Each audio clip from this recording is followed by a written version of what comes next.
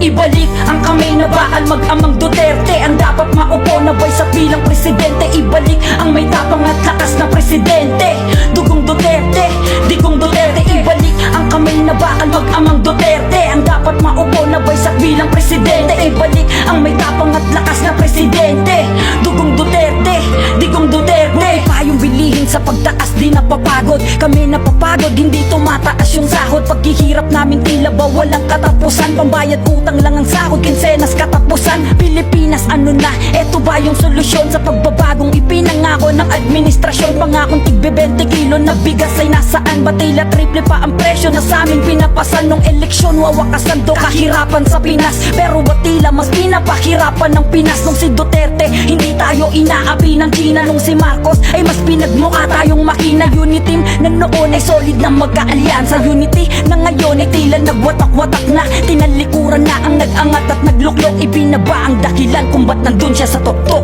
Ibalik ang kamay na bakal mag-amang Duterte, ang dapat maupo na boy sa bilang presidente. Ibalik